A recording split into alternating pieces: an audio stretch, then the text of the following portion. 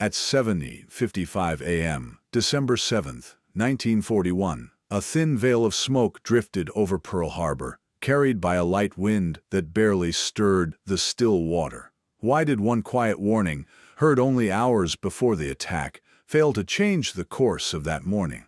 Berlin, autumn 1941, carried a peculiar stillness, the kind found only in capitals convinced of their own momentum.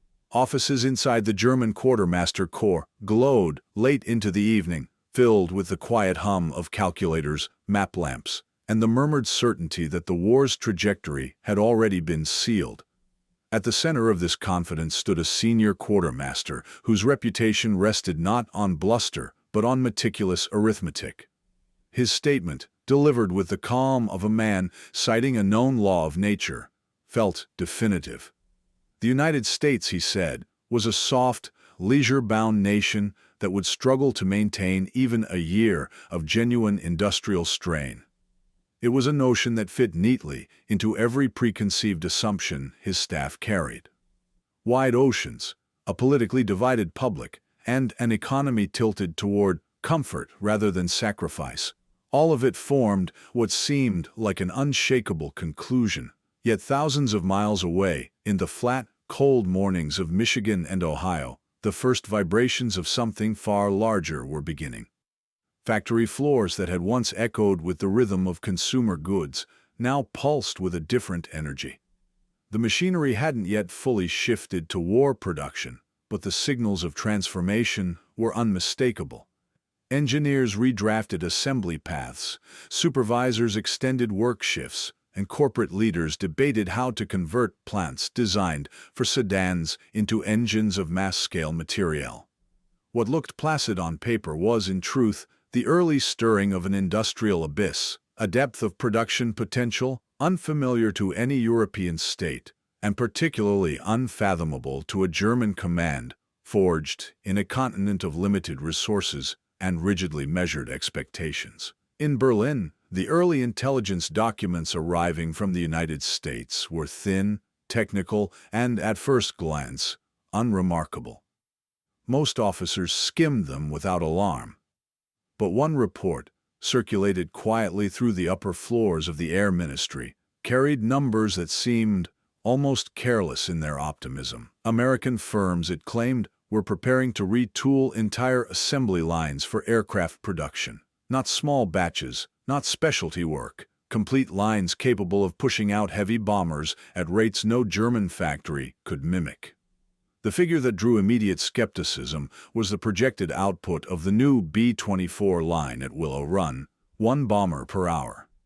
To German analysts, the estimate felt closer to advertising than reality. The Luftwaffe's intelligence branch responded by marking the projection as exaggerated by at least a factor of 5. Such a multiplier had precedent. Pre-war assessments had routinely judged American heavy manufacturing as technically competent, but organizationally lax. German officers trusted their models. They had conquered Yugoslavia, Greece, and most of Western Europe. Industrial plants from Paris to Prague had been catalogued and integrated into the Reich's supply system. Romania's oil fields still fed their engines, and Czech factories had long supplied precision arms. With such resources at their disposal, the notion that an ocean-locked power, long distanced from the politics of European conflict, could eclipse the continent's combined output felt implausible at best. Still, something in the Willow Run report lingered in the mind of a younger logistics officer. He noticed the phrasing, not the projection itself, but the confident, almost methodical explanation of how the Americans intended to build a bomber as if it were a consumer appliance. The description of a continuous flow assembly line, the cross-training of workers, the quiet mention of a 24-hour operation, it all hinted at a philosophy Germany had never fully embraced. The belief that manufacturing could scale without a ceiling if the system was designed for it. That same week, the Quartermaster Corps received a second update, describing the rapid redirection of Ford, GM, and Chrysler. Civilian production wasn't merely being reduced, it was being abandoned entirely for military tooling. German analysts assumed these companies would falter under the weight of the change. After all, Europe's own firms required months, sometimes years, to manage even modest transitions. But the American retooling appeared astonishingly swift. It was as if the entire sector had anticipated the shift long before Washington announced it. Within strategic circles, however, German generals still clung to an older belief that American society lacked the collective discipline required for sustained war work. The miscalculation of American character ran deeper than political misreading. It was cultural. To them, the United States was a land of consumption, not sacrifice. Its wealth was interpreted as softness, its optimism as naivety. A nation accustomed to abundance, they argued, would not thrive under rationing or regimentation. Yet hints of contradiction grew. A handful of shipping manifests analyzed by naval intelligence suggested that American shipyards were expanding at rates outpacing even the ambitious British wartime programs.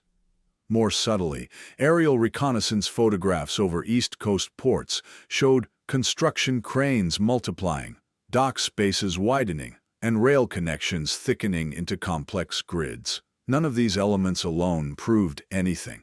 Together, though, they painted the faint outline of a system preparing for more than modest participation.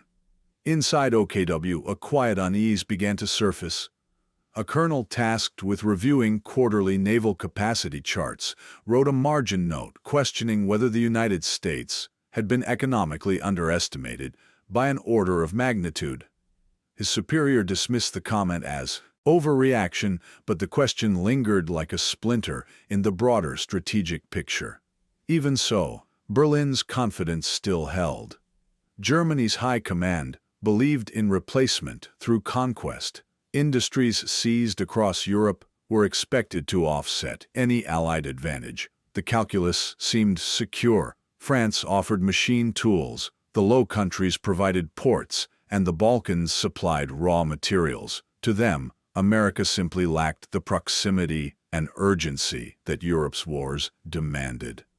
But the facade began to fracture as late 1941 reports from neutral observers reached Berlin. They described not shortages or hesitation, but coordination, factories aligning schedules, unions cooperating in unprecedented numbers, and corporations accepting government mandates with surprising speed. These details were minor, yet their consistency made them impossible to ignore.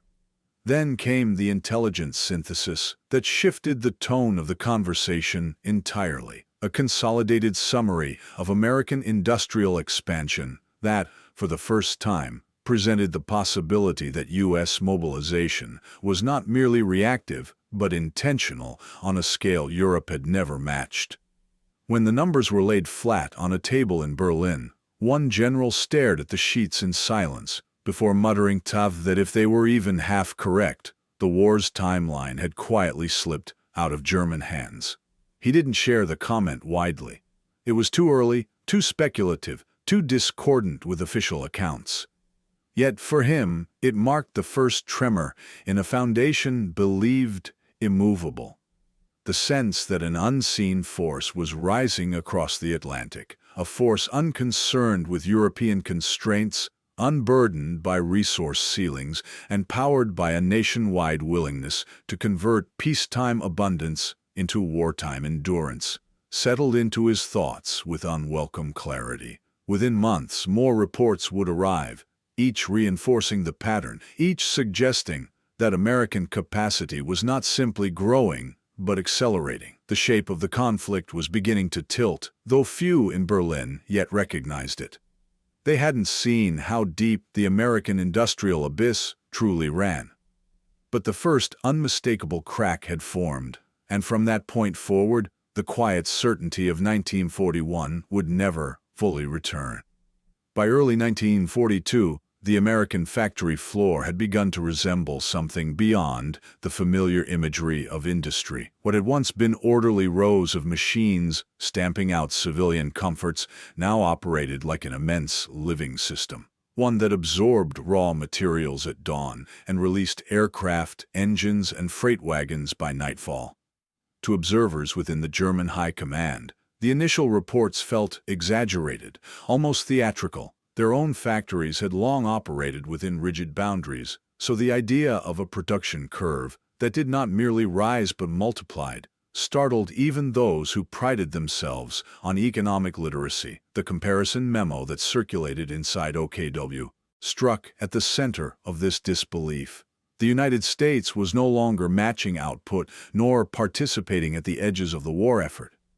It was constructing what analysts quietly labeled a separate industrial universe, governed by a speed and scale unfamiliar to European minds.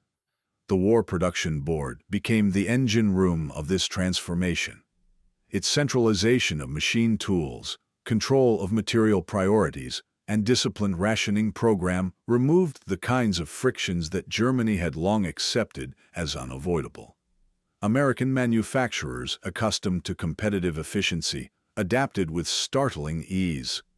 Plants that had once argued over allocation now followed unified timetables, and the absence of internal bottlenecks created an accelerating rhythm of output. Aircraft totals captured this shift with stark clarity. By the end of 1942, American factories produced nearly 48,000 aircraft, a figure that dwarfed Germany's roughly 15,000 tanks, a disparity that felt implausible when read aloud, yet impossible to refute once the documentation was reviewed. The naval sector painted an equally disquieting picture. Liberty ships, originally scheduled for construction timelines measured in months, began rolling into the water at intervals that astonished German naval staff. Early reports described a production cycle of 42 days, but subsequent updates compressed that number to single digits as American yards perfected their methods. Meanwhile, U.S. steel output surged past 80 million tons, more than doubling Germany's capacity, and that advantage extended beyond volume into metallurgical flexibility.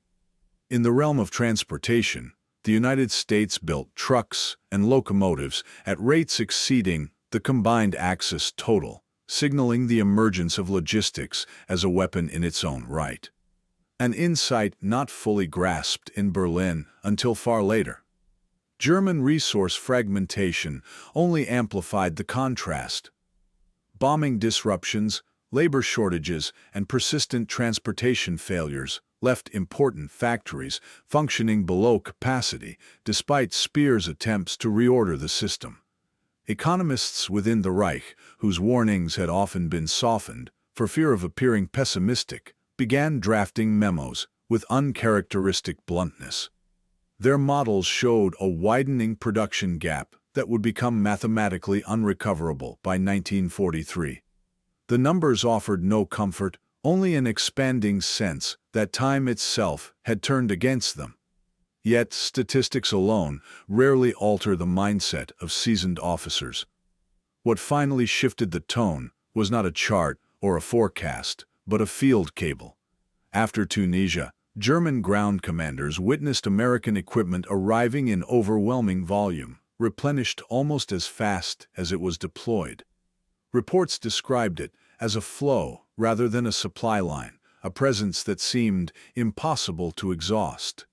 Days later, a terse message reached Berlin with a clarity no strategist could soften. Enemy materiel appears unlimited, and that chilling observation came before the real deluge had even begun. Germany entered the war believing it understood the rhythm of conflict. Its commanders trusted in short, decisive campaigns governed by tidy attrition curves and predictable supply demands. This framework had shaped decades of doctrine, and it worked as long as opponents accepted the same tempo. But when American forces entered the field, the familiar patterns unraveled. The United States did not fight by conserving strength for singular moments of decision. Instead, it adopted a logic of saturation, flooding the battlefield with resources, replacements, and relentless operational momentum. German generals soon realized that every rule they tried to impose was met not with resistance, but with indifference, as if the Americans were playing a completely different game with a completely different clock. In North Africa, the first signs of this divergence appeared not through grand offensives, but through the quiet, constant movement of supply. German observers were puzzled to see American tank and truck losses replaced during active engagements, not afterward. Ad hoc convoys, improvised with an efficiency few expected, delivered new vehicles with a speed that suggested an unbroken chain stretching from Detroit to the front lines. What unsettled German staff officers was the casualness of it all. A vehicle lost on Monday could reappear in a new form by Wednesday, as if the battlefield were merely an extension of a vast warehouse. The contrast deepened in the air.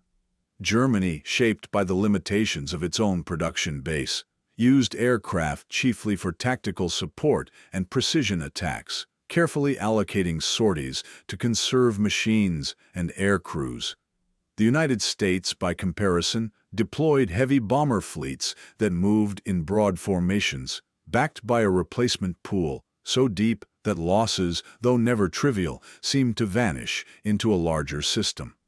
German intelligence notes from this period reveal a growing discomfort with what they described as the mathematics of abundance. It was not only the scale of the American air arm, but the speed with which it regenerated after setbacks. This pattern extended to the seas. German naval planners were startled to learn that between 1942 and 1944, the United States launched more aircraft carriers than Germany produced aircraft in certain categories. It was a ratio so lopsided that some analysts questioned whether the data had been misread.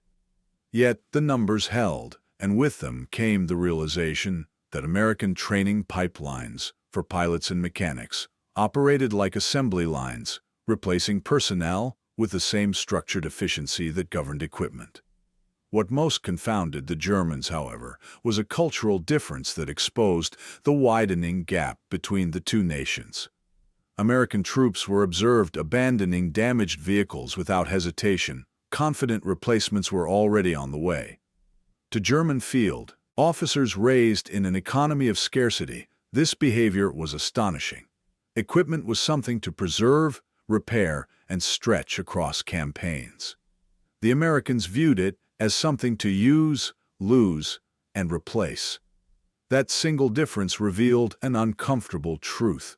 The United States fought with a margin of capacity so large that even visible losses barely registered within its broader operational framework. The moment of realization surfaced repeatedly in reports labeled with growing alarm. American commanders accepted losses not as setbacks, but as temporary inconveniences because replacements were already moving through pipelines too large to disrupt. It was a rhythm unlike anything Germany had prepared for, and it forced a quiet reckoning inside its high command. A German colonel stationed in Sicily captured the feeling in a private note when he wrote that defeating Americans felt like attacking a factory, not an army. Yet even that metaphor fell short.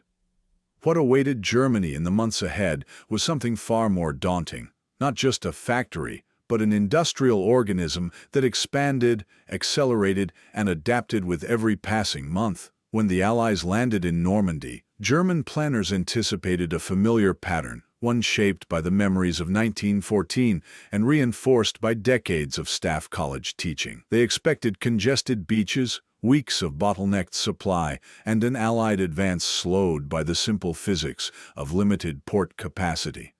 Instead, they witnessed something that defied every established logistical model.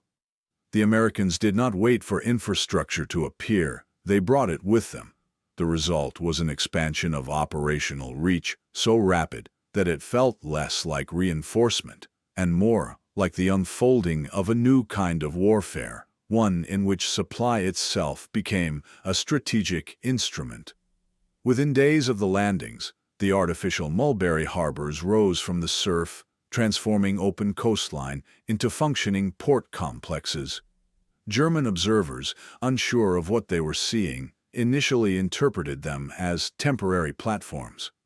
But the throughput they enabled rivaled established ports, allowing vehicles, fuel, and equipment to pour ashore even as traditional harbor facilities remained unusable. The speed with which these structures took effect signaled that the United States had resolved one of the oldest challenges in military history: how to create a logistics hub where none existed. Then came the quiet triumph of Operation Pluto. Fuel pipelines stretched beneath the channel, moving gasoline without relying on tanker convoys vulnerable to weather or interdiction. For German analysts accustomed to calculating enemy fuel reserves based on shipping volume, the revelation that distance itself had been neutralized introduced a level of uncertainty they had not faced before. American units no longer depended on precarious supply lines.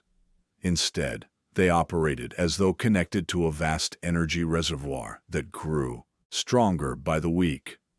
Truck fleets became the visible expression of this new power. Endless rows of 1-2-ton vehicles extended across the French countryside, supported by maintenance crews who arrived with pre-packed spare kits, enabling repairs in minutes rather than hours. German transportation officers, struggling with shrinking fuel reserves and strained rail networks, recognized that mobility had ceased to be a tactical issue and had become an industrial one. The Americans simply had more capacity, more vehicles, and more technical support than Germany could hope to counter. Ammunition production drove this imbalance further. American factories produced artillery rounds at daily rates that exceeded Germany's monthly totals, with replacement engines, propellers, and airframes arriving in similar abundance. Air superiority ceased to hinge on pilot skill or tactical moments. It became a function of overwhelming continuity. German counterattacks faltered not because of lack of resolve, but because fuel never arrived. Trucks sat idle, and artillery units waited for shells that remained stuck behind damaged rail lines. The war journals of several German officers from this period contain a common phrase: battles were being lost before they began.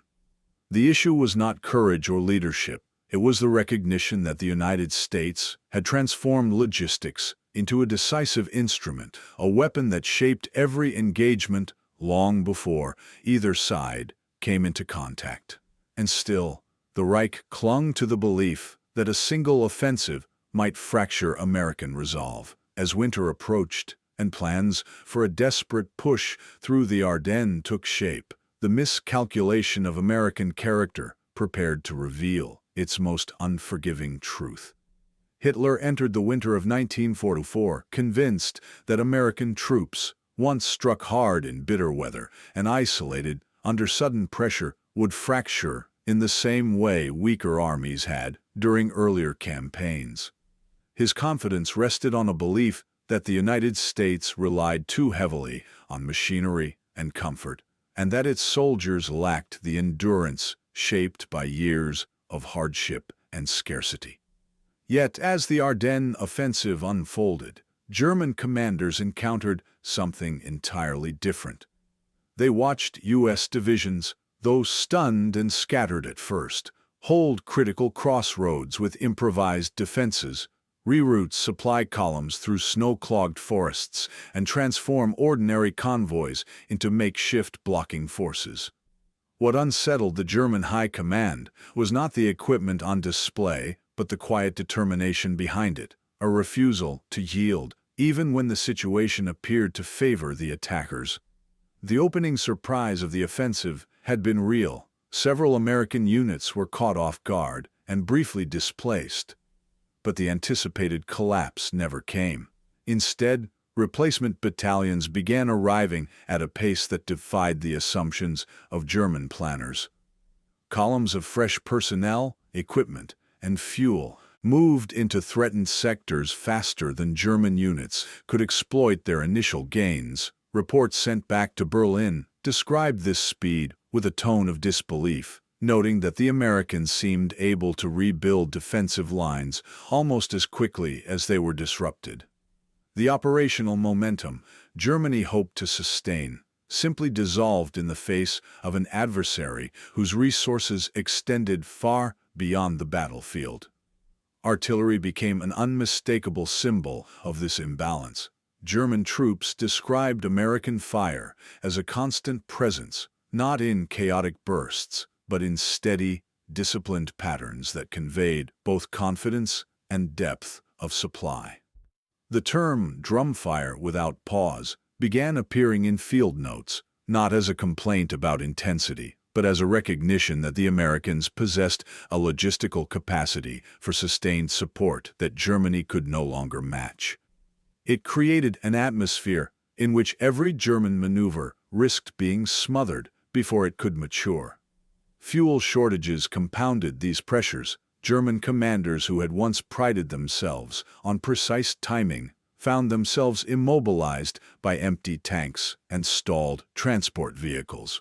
Meanwhile, American fuel convoys pushed forward through harsh weather with a routine efficiency, bridging gaps the Germans assumed would remain open. This contrast between a force struggling to move and one that navigated storms with practiced coordination became a defining feature of the campaign. Morale differences emerged just as sharply. American letters and diaries from the period did not dwell on despair. Instead, they revealed adaptability, humor, and practical problem-solving. Small units fashioned defensive positions out of abandoned materials, turned wreckage into shelter, and treated adversity as a puzzle rather than a verdict. German officers, reading intercepted correspondence and prisoner statements, began to understand that American factories and American character worked as a unified system. The machinery produced the means to fight, but it was the mindset of the troops that sustained the will to continue. The long-standing German belief that mass production created a less capable soldier collapsed under evidence to the contrary. American personnel demonstrated a level of technical comfort, maintaining radios, adjusting equipment, solving mechanical issues on the spot, that reflected a society accustomed to innovation and problem-solving. It marked a cultural divide Germany had underestimated from the beginning. By January 1945, the truth could no longer be softened. A captured German major admitted that the offensive had failed the moment he saw new American tanks moving confidently toward the line, while his own battalion watched their fuel gauges sink towards zero. Yet even this moment of clarity would be overshadowed by what came next, as Albert Speer's final reports revealed an economic verdict far starker than anything seen in the field, an industrial obituary, written in numbers that no strategy could overturn. In the final months of the war, inside a dimly lit conference room of the Reich's production ministry, a set of comparative tables was placed on a polished wooden surface. They were not dramatic in appearance, just columns of figures, dates, and output totals. But the silence that followed their presentation revealed their impact. American aircraft production exceeded Germany's by 7-1. Truck manufacture stood at nearly 50-1. Naval tonnage had grown so vast that the analysts presenting the data admitted they could no longer express the disparity in conventional terms. For officers who had spent years believing that tactical brilliance might compensate for material limits, the realization settled slowly. They were witnessing a form of defeat grounded in arithmetic, not battlefield decisions. The data sheets continued in the same unforgiving tone. At the peak of 1944, American factories produced roughly 96,000 aircraft, while Germany, under the combined strain of bombing, resource shortages, and fragmented labor, managed only about 39,000. The contrast did not end at volume. American assembly methods produced equipment with consistent reliability, allowing units to operate with far fewer breakdowns. The M4 tank, built in enormous numbers, maintained higher operational readiness than the German Panthers and Tigers, whose sophisticated designs demanded maintenance cycles Germany could no longer sustain. What had once been celebrated as engineering superiority now exposed the vulnerability of a system stretched beyond its limits. The maritime figures were equally sobering.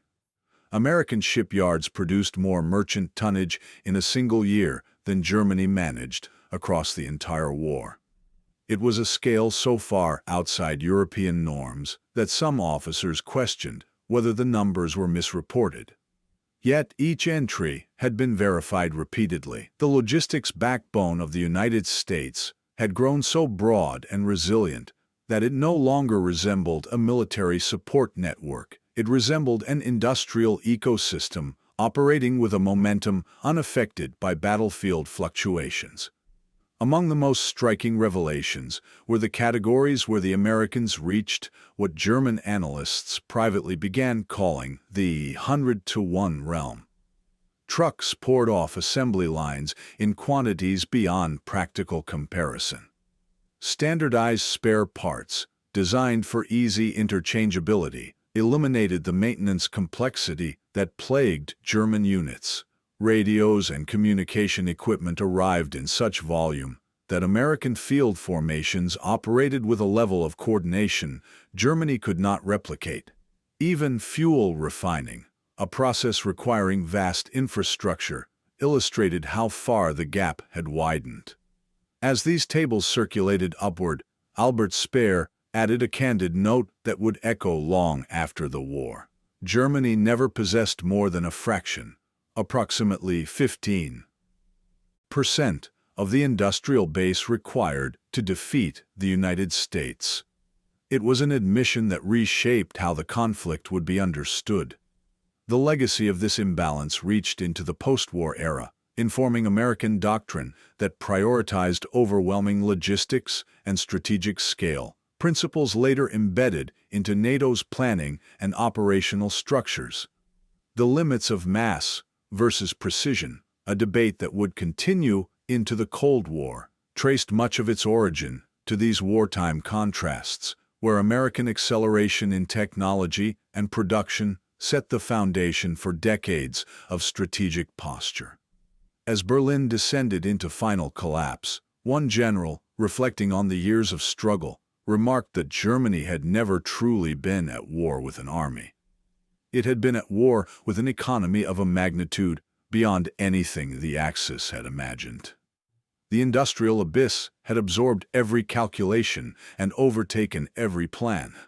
And in that stark moment of recognition lay the true, unavoidable realization. The war had been lost long before the battlefield ever offered its verdict.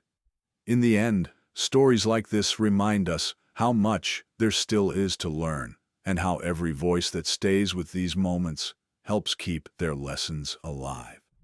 If you found meaning in this journey, let your reaction guide our next steps together and help this community grow in the way only thoughtful viewers can. Before you go, ask yourself one quiet question, the kind that lingers long after the screen goes dark. If you had stood in that moment of warning, what choice would you have made?